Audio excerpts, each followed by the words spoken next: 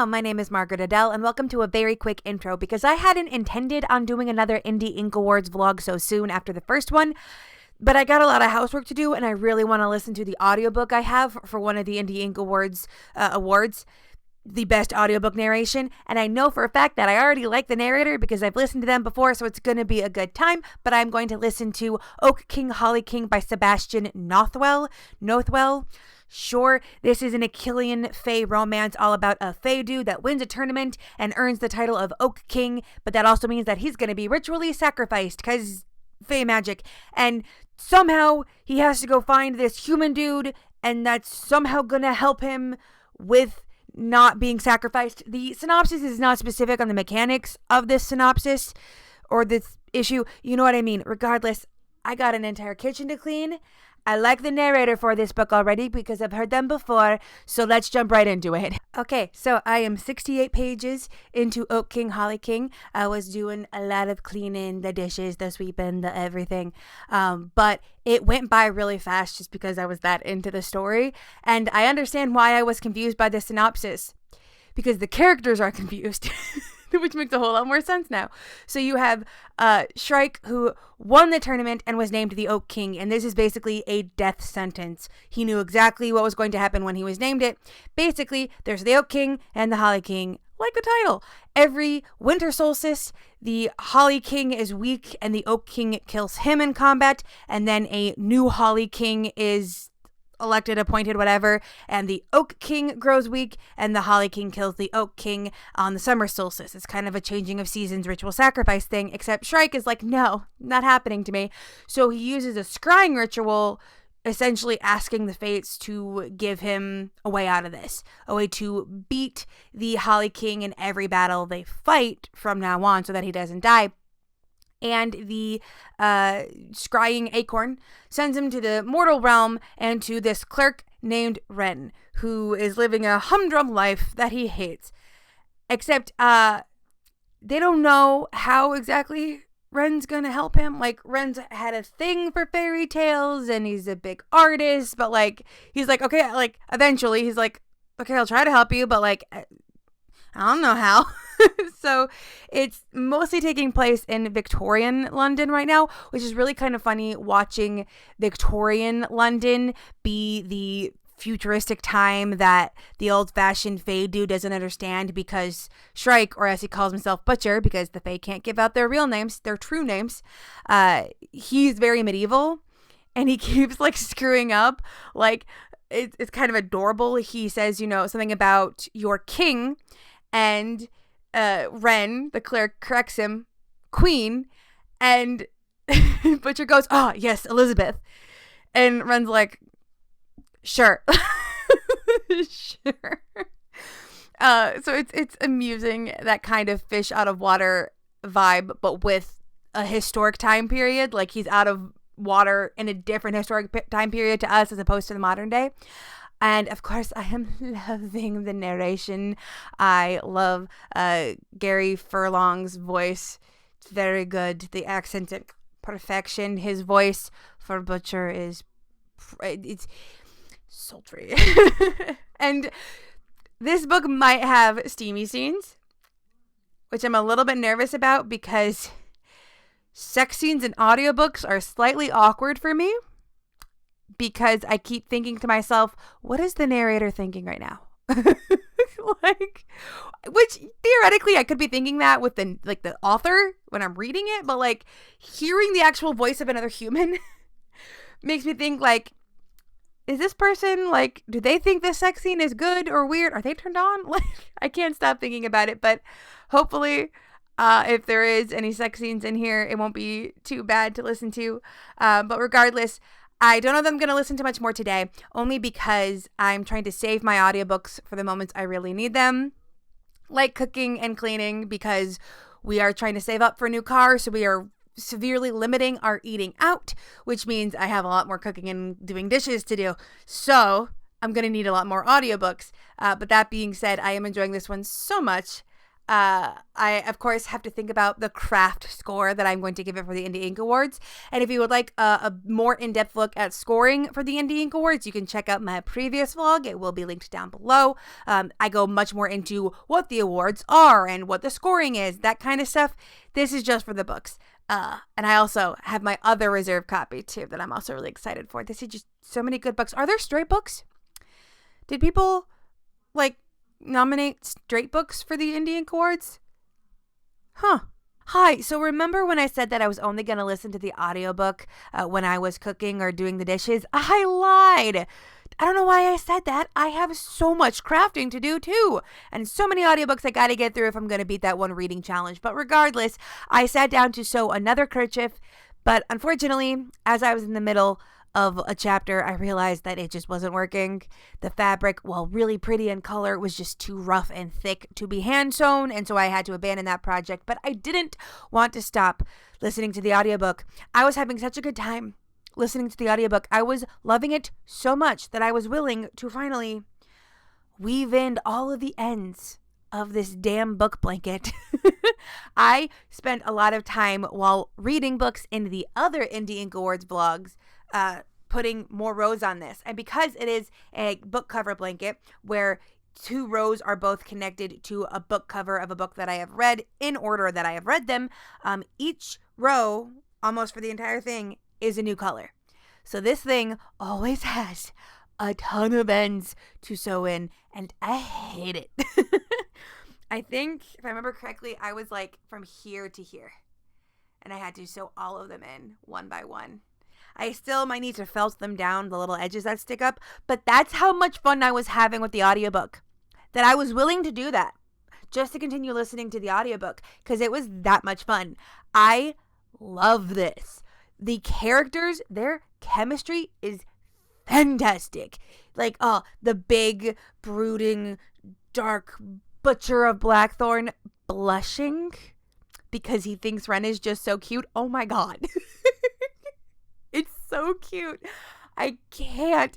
And we've gotten more about the details of why these sacrifices happen on the solstices. And they brought up that actually there was a time in the past when the Oak King wasn't defeated at the solstice and continued living. And it actually screwed up the seasons in the mortal world and caused deaths and stuff from famine and whatnot. So even if they can find a way to save Shrike, they still have to figure out how to keep that horrible stuff from happening. And I kind of like that. I like that there's an even bigger threat of, even if he can save himself, he might be incidentally dooming others. So you have this immediate problem of how to help him beat the Holly King, which he already is kind of destined to do, but they're still nervous about it. And then he has to figure out how to survive the one that he's supposed to die.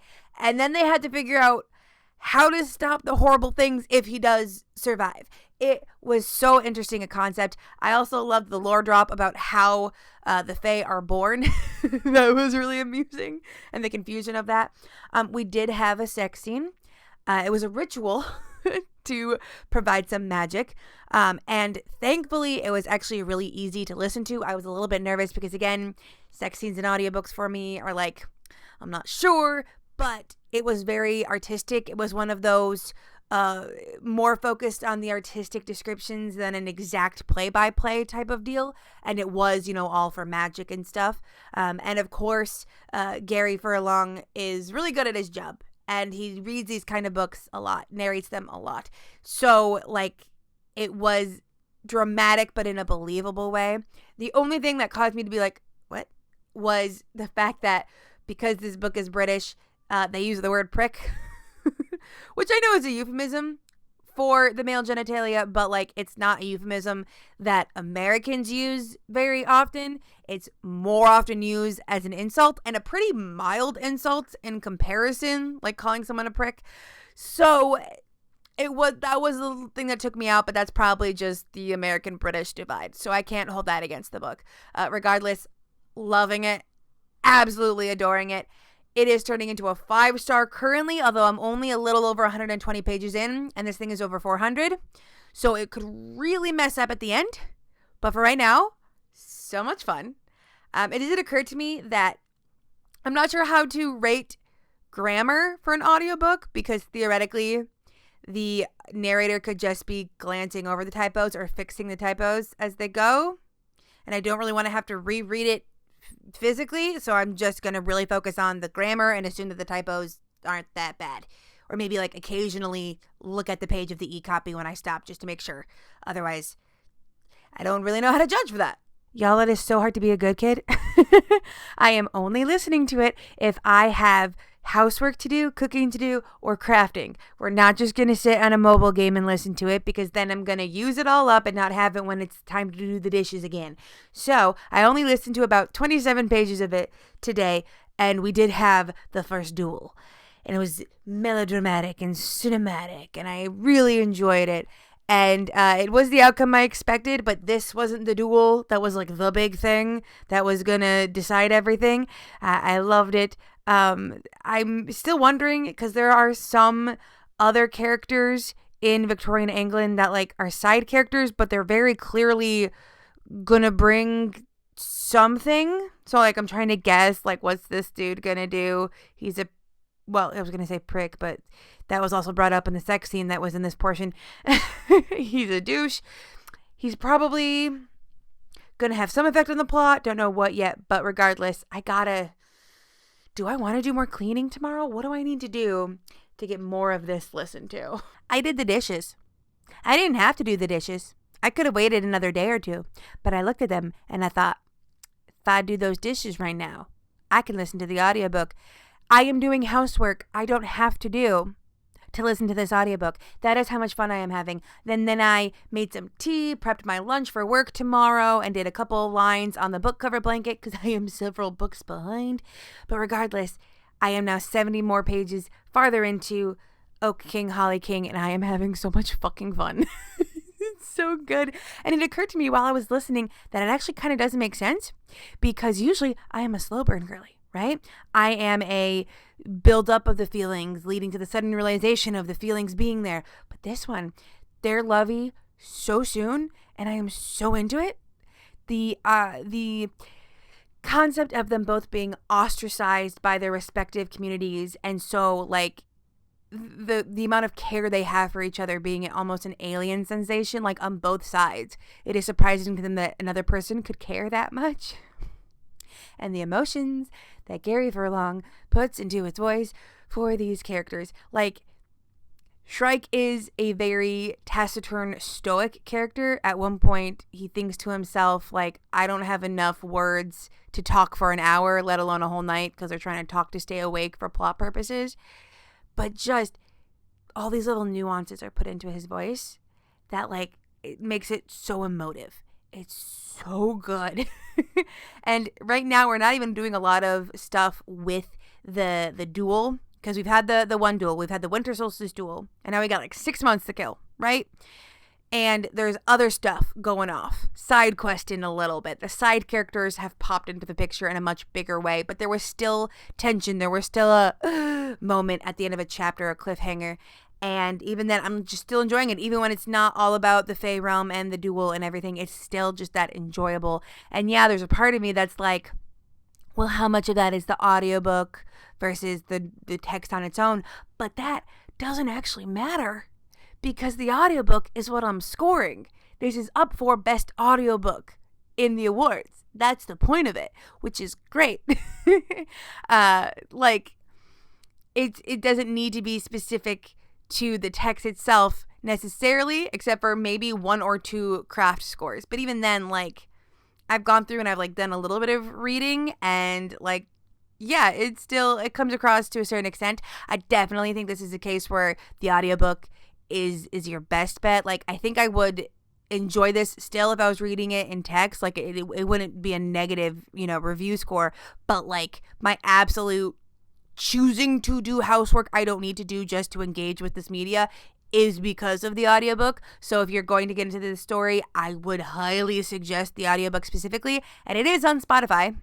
I don't remember if it's included in premium, but if you already have Spotify, like a paid for account, you just get those 15 hours regardless, and this is just shy of 15 hours.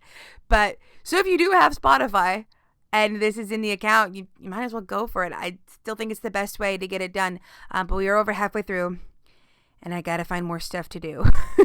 I gotta keep going. Okay, so here's the thing. This time we are going to have some actual critiques and not just effusive praise. Because I feel like the story might be losing momentum just a little bit. I cleared the 270 mark. We're well past the halfway point and into the second third. And I feel like we're losing momentum a little bit, losing sight of the tension. Not me. I'm anxious as fuck all the time these days, and I'm doing a lot about it. So I'm doing great. Got the dishes done. Took me 15 minutes because there were so few. Hand sewed a new kerchief while I was listening. Doing well. But, they seem to have forgotten that the other duel to the death is getting closer. The duel that Shrike is fated to lose. The duel that even if he wins will cause severe problems. We're doing no prep work for that. At all. The first time we were doing rituals, sigils, preparing, making it work. And that's the duel that he was supposed to win. The Oak King is supposed to win the Winter Solstice duel. This next one, he's supposed to lose. Shouldn't we be more worried this time? I mean, it could be hubris, but also, again, even if he wins, there's still an issue. But we seem to be just side questing. Now, don't get me wrong, I do enjoy the side questing. We have more side characters in the Fae realm, including a wonderful lesbian with a bow. Love her. Bow is in the shooting kind at it. I mean, she might wear one at some point, but she doesn't feel like the kind. Regardless, I love her already, but there's been no preparation for anything else. Likewise, there's been no increase of tension for a while. There has not been a new Holly King introduced that Shrike is going to go up against. There has not been any weakening of Shrike because before the Winter Solstice duel, the Holly King grew very weak because he was meant to lose the duel. So it's it feels like we just said, pause, wait on the duels. Let's side quest some stuff, which that one side quest from Victorian England, that one doesn't look like it's going to come to fruition until later. Probably some crucial twist down the road. I have an idea on what the twist could be, but regardless, I kind of yeah, this is cute. It's cozy, but also, I kind of feel like a crazy person screaming at these characters, "You're going to die in a couple of months. Do something." When I last finished this last session, it was Ostara. And if you don't know the Wheel of Time, Ostara is in spring. And yes, I am bummed that we didn't get to see the Imbolc celebration because Brigidine Penguin. But regardless, they are only a couple months away from the next duel to the death. And even if he wins, things are going to go wrong. Why aren't we preparing more? Why am I more anxious than the characters that could die? So that's the only thing where I'm okay, I really need things to start picking up soon. It is the middle of the second third, which a lot of books will get a lull. And there is still other cute stuff happening, even though there's an element of repetition in the narration a little bit.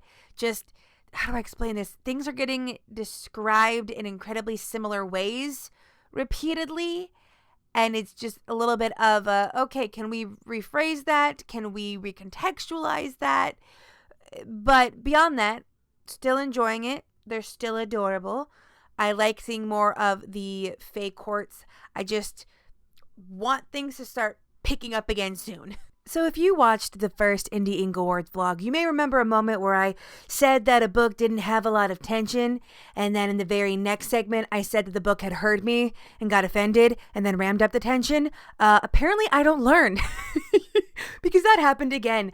The first thing when I started this last reading session, or I guess listening session, immediately stuff started picking up, and we started seeing more signs of the Oak King curse or whatever coming over Shrike. And then as we kept listening, because I had a lot of dishes to do, it's been a couple days, I was like, hey, what if this plot point happened? That'd be really dramatic. And then it happened. And I liked it. It is so dramatic, melodramatic. I love it so much. The drama, the angst, perfection. We are kicking it up. But most importantly, I have a theory. And this one I will share with you. I usually don't share when I try to guess things. But I feel like this is one of those things where if I do spoil it, it'll actually make people want to read the book more. Because there's a side character currently called Miss Flora. And when all the other humans see them, they call her Miss Flora, right? But then Shrike sees her, like for the first time, gets like study here for a second.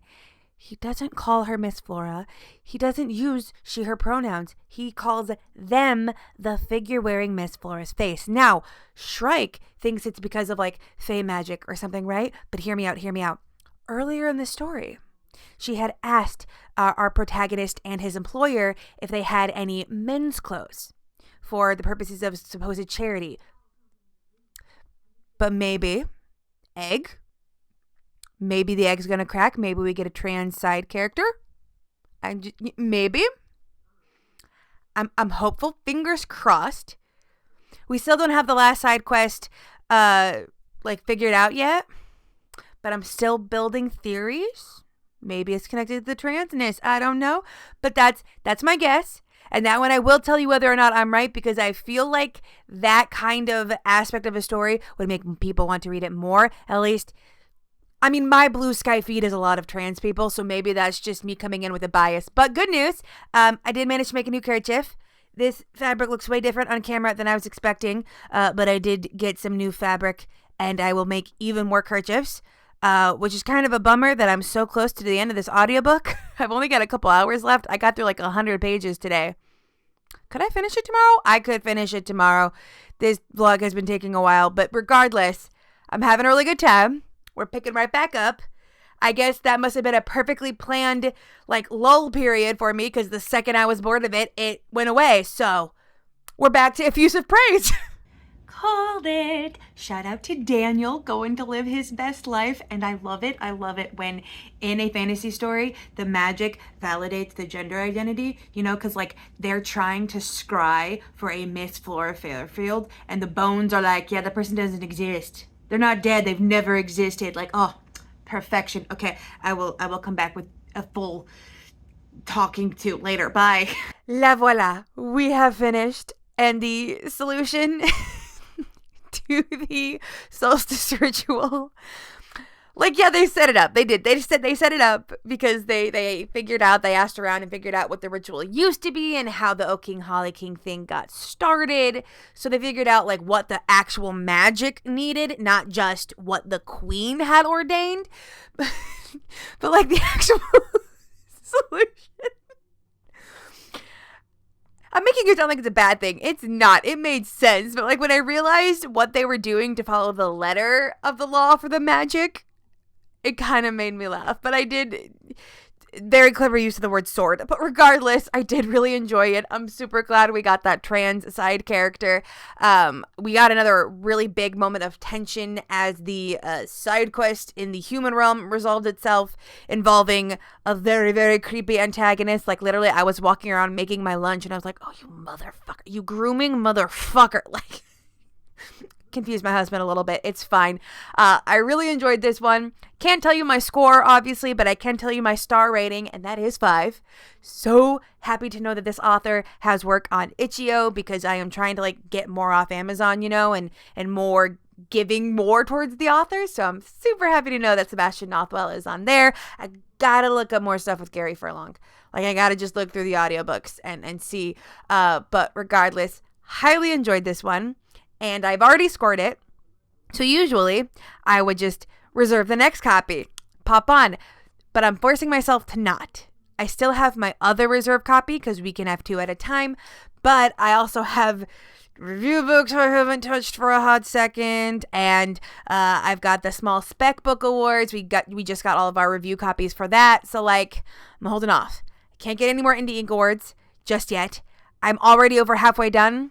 The max that we're supposed to read in the reading window is 5. I'm at 3, and the reading window hasn't even been open for a full month. So I'm doing really well. I'm just over eager. I will still get to reading the other book I have reserved because I want to finish out this vlog, but then it might be a little bit until I do another Indie Ink Awards vlog, but I'm planning on doing a small spec book awards vlog. So there will be other stuff coming. Stay tuned. But for right now, I'm going to go chill out before I start the next book. Hello, it is a couple days later, and I have officially started Pray for Him by Tyler Battaglia. This is a horror novel following a priest who discovers that his best friend of many years is possessed. and he has to do the exorcism. Like many priests in many an exorcism story, he is struggling with his faith, but this one has a fun twist because our priest Isaiah has psychic powers. He can, in fact, feel emotions and get slight visions about people, and I love this concept. It's already being used to raise the tensions. We haven't even seen the possessed dude yet, Hector, 40 pages in. No sign of him yet, although I believe we're going to see him in the very next chapter. But regardless, Isaiah is using his abilities to like pick up that something is wrong, because as he's giving his sermon Sunday morning at Mass, he discovers that a member of his congregation is terrified, beyond terrified. And he discovers that it's Hector's daughter, Violet. But she won't actually say what's wrong. She just invites him to dinner like he's done so many times. And he starts sensing more and more things going wrong. He goes to buy a present for the dinner at the local thrift store, and it turns out Hector's also been there, and he was acting really strange, and the item he left behind has this darkness attached. And I'm so prepared for the talk of religious trauma that is going to be in this book. Now, my religious trauma is not Catholic flavored. We were Baptist, but I was a pastor's kid, so was very close. And I'm also really interested in how, not Hector's, how Isaiah's abilities are going to come through in the actual exorcism. And I am also going to be scoring this for asexual rep. I believe it is also up for disability rep, but the reserve copy that was in the pool when I picked it up was only up for asexual rep, which likely means that a disabled judge picked it up and only clicked for disability rep and then put a copy for asexual rep back in the pool because they themselves were not asexual. At least that's how it's supposed to work. Now, I have only recently come to grips with myself as a gray ace, but I definitely am already like feeling the connection to the story with our priest friend Isaiah, like struggling with whether or not he actually loves. Like, oh, dude, same. Am I capable of love? Is what I'm feeling love, or is it something else? That's just it's speaking my language.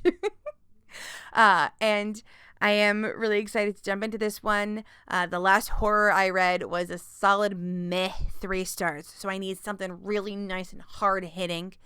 Now, there's a chance. Do you hear me, universe? I'm saying there's a chance. I'm not saying I assume that we'll have a snow day tomorrow. Maybe. I still have my lunch packed for work. I will never assume anything, universe.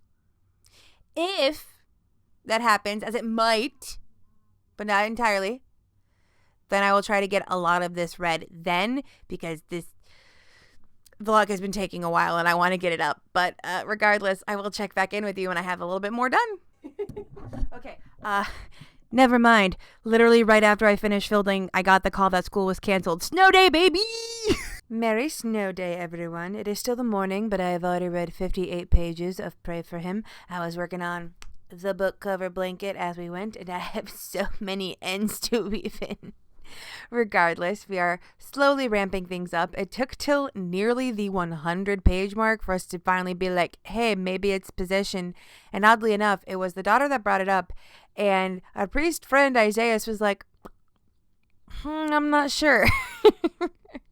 Let me investigate more, which I do like that. I like that we weren't jumping into, it is obviously possession. Let's jump into that. It's not that this former alcoholic has relapsed or something.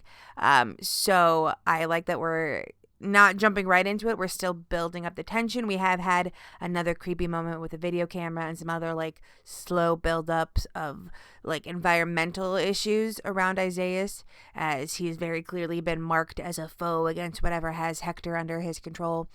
You can also see more of the disability rep because Violet, the daughter, uses mobility aids. I'm not sure for what specific disability, although she does mention at one point being kept up at night from pain. So that is so very different from my own chronic condition that I probably wouldn't have felt comfortable scoring this for disability anyway. So I'm not bummed that this review copy didn't come with that. Regardless, I am still enjoying it. It is still fairly creepy. It's also really fun because it's, mid-February. As I record this, it's the 12th today. And this book takes place in the week leading up to Valentine's Day. So, I'm reading it right around the time it takes place. And that's fun. We're also seeing a lot more of the religious trauma as Isaiah's bishop, the person over him basically tells him that he shouldn't help Hector and Violet because they're not in the church and he should only worry about the people in the church, which just brings back so many unfond memories. But I am really enjoying it, and I might space it out a little bit more because I don't want to spoil things, but maybe I'll come back when things have really picked up the spookiness. Hi, hello. It is several days later. I did not finish reading this book on that snow day. I actually hit a pretty big mental haze, which was the prelude to a nice giant flare-up from the disorder. A flare-up that I'm not entirely over yet, but it's fine. I did get some reading done, but more importantly, I did create new instrumental playlists based on story genres that I can use when I am reading or writing that genre, and I do have a horror one, and I was listening to it while I was reading another 60 to 70 pages of this, and it was very effective. Great ambiance. I was very creeped out, but we have started the Exorcism proper, and it is taking off, and I feel like this is probably going to be a long haul because I'm just shy of 200 pages, and this book is somewhere around the 380 page mark, and even given that like there's probably going to be some falling action, I have a feeling that this exorcism is going to take a long time and probably be really dramatic, and I am here for it. Obviously, that's why you read an exorcism book. But I also appreciated that our priest Isaiah decided to ask for some spiritual help from a pagan. Turns out that the person running the register at the secondhand store that he went to earlier is a worshiper of Mary Magdalene, and as a pagan that also worships a goddess that has a Catholic iteration, I relate. I relate very hard. I, like many Brigidine pagans, do hold a lot of the vibes that come off Saint Bridget to be part of her overall persona. But we're not going to get fully into the goddess of 10,000 names here. Regardless, have been vibing with it. We are kicking off the whole exorcism proper, getting a lot of homoerotic vibes coming from Isaiah towards Hector. I wonder if that's where maybe later on we're going to get a lot of those aromantic or asexual vibes, but I am enjoying it. However, we're also entering the spoilery territory. We're talking about anything more in depth is going to reveal a lot, but I am expecting, the demon to say a lot of horrible stuff or to come on to Isaiah again. He tried that one once. I am low-key wondering if a certain character is going to die. Because I'm like, you're here. I'm like, great. I love that you're going to help. But you seem just slightly too extraneous to the plot.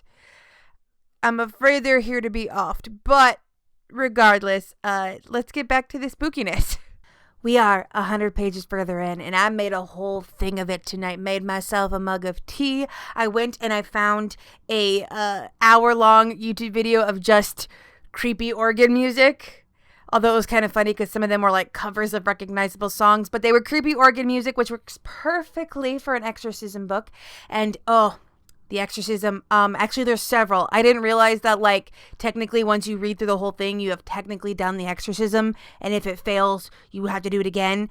And dude's been failing a lot. We're struggling. It's one of those, he hasn't unlocked the thing in his character arc to complete it yet. But the homo-romantic subtext is subtexting. We love it. The few moments with Hector lucid and the interactions between them, and Hector, I don't trust in God, but I trust you.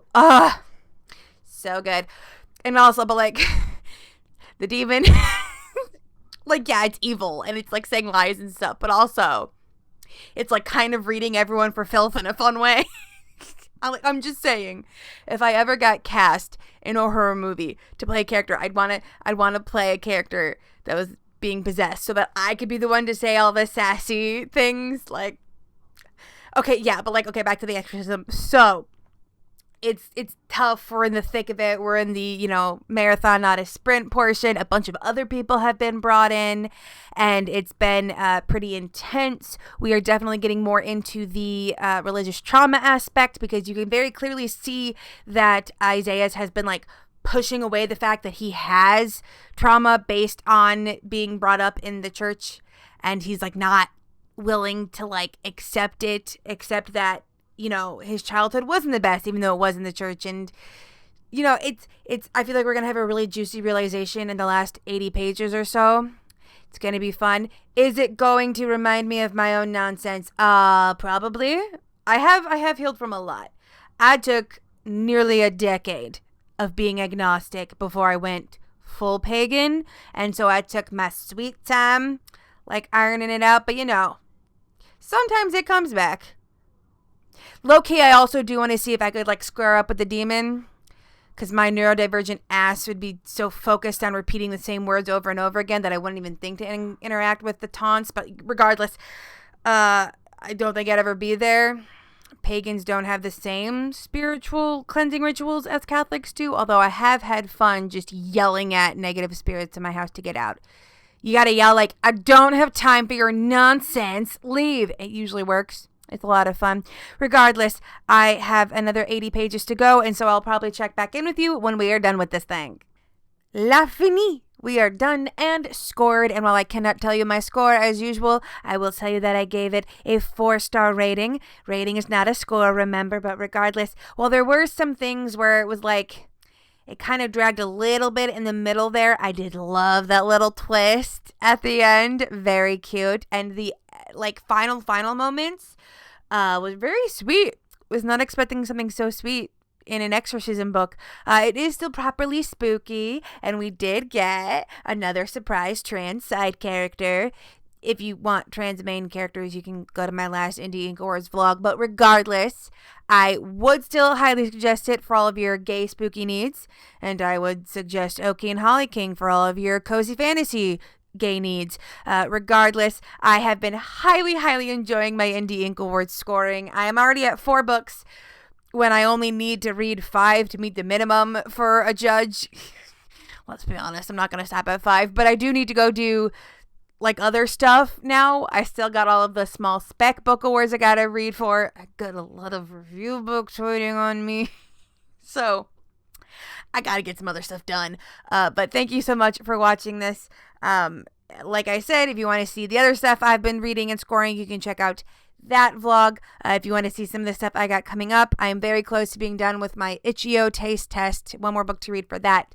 So if any of that interests you, feel free to subscribe and hang around. But with nothing else to say, I hope you have a wonderful day and a marvelous tomorrow.